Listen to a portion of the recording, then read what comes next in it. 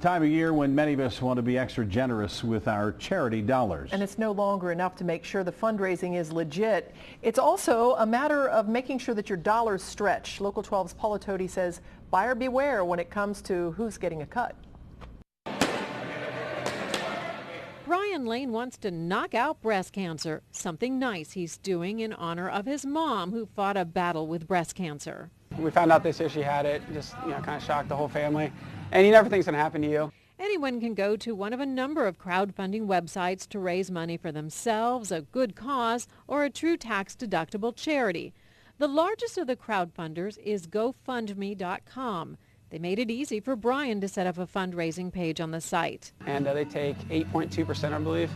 And then I'll just give, the remaining to Susan G. Komen. That's right. The fundraising doesn't come for free. A 5% profit comes off the top and goes to GoFundMe with a suite in a $29 million office tower in San Diego. On top of that, there are administrative costs for certified charities adding up to more than 9% in total.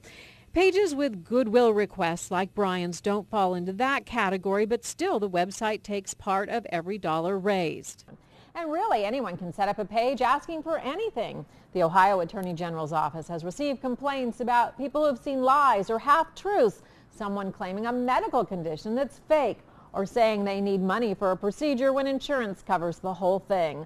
Aside from an outright lie, there is nothing illegal about asking for money when someone skims a portion off the top. Every penny counts at a nonprofit, so it adds up quickly.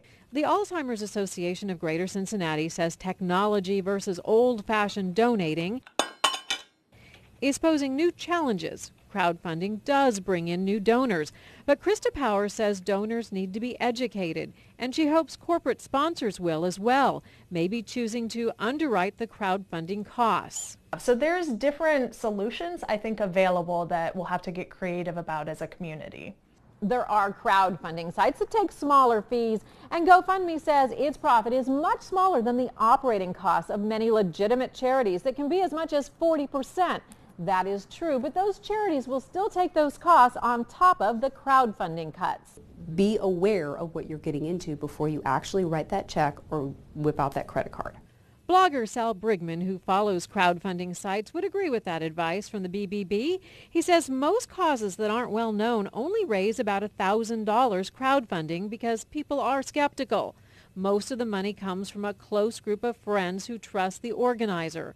Brian has far exceeded his expectations. I have already raised $4,300 in a week, and there's no way I would do that by picking up the phone and calling people and say, will you write me a check?